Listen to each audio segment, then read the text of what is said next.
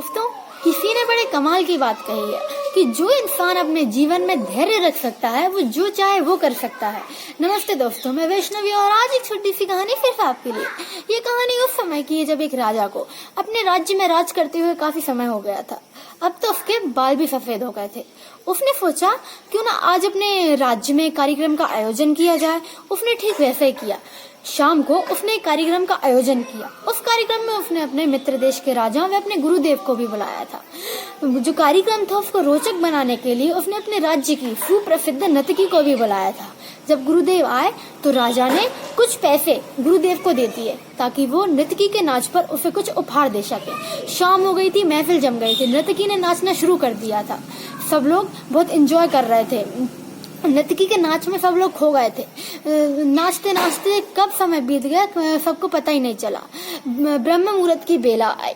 नर्तकी ने देखा कि उसके जो तबले वाला है वो उबासियां ले रहा है। नर्तकी ने सोचा कि अगर ये सो गया तो इसकी ताल टूट जाएगी। राजा का क्या भरोसा, अगर गुस्सा आ गया तो दंड ना दे दे।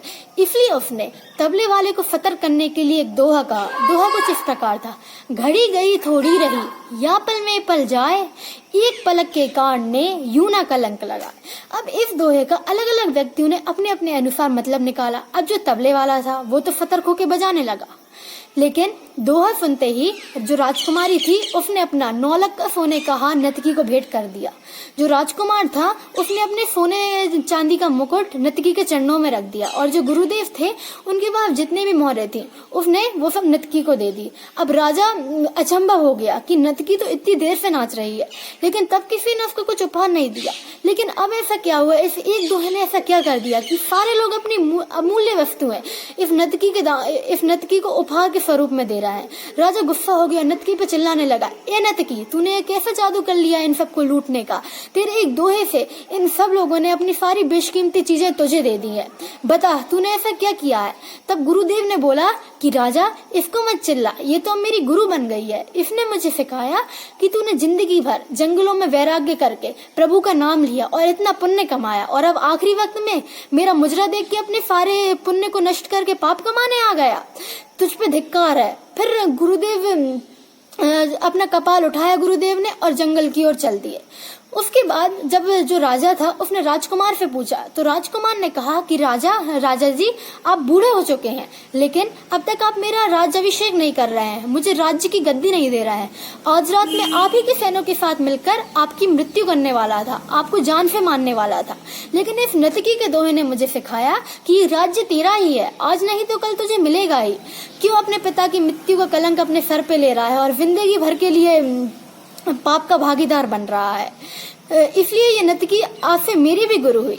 फिर राजा अचंभा हो गया। फिर जब उसने राजकुमारी से पूछा कि तुमने अपना इतना महंगा हार नर्तकी को क्यों दे दिया, तो राजकुमारी बोली कि पिताजी, मैं जवान हो गई हूँ, विवाह के योग्य हो गई हूँ, लेकिन अभी तक आप मेरा विवाह नहीं करवा रहे हैं।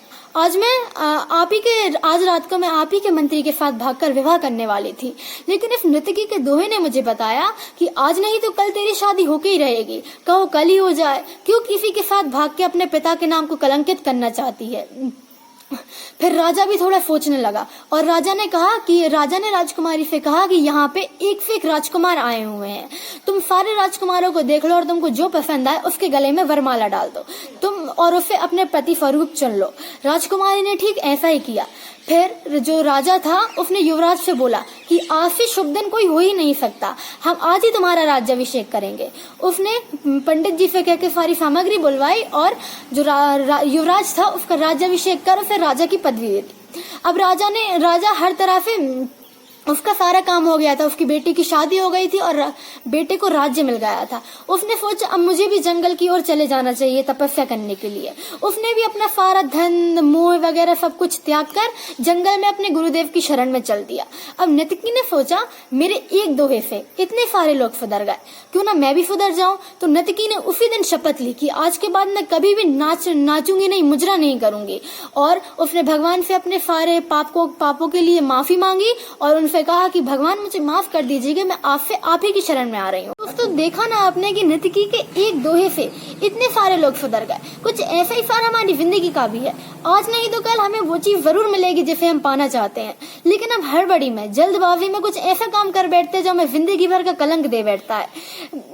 किसी ने बड़े कमाल की बात कही कि ए इंसान सब्र कर, आज नहीं तो कल तुझे तेरा फल जरूर मिलेगा। तो दोस्तों हमें हमेशा सब्र करना चाहिए, कर्म करते रहिए, फल की चिंता बिल्कुल मत करिए। धन्यवाद। वीडियो को पूरा देखने के लिए धन्यवाद। चैनल को सब्सक्राइब करना ना भूलें। अगर वीडियो अच्छी लगी तो लाइक करें, अपने फ्रेंड्स और रिलेटिव के साथ शेयर करें। Thank you.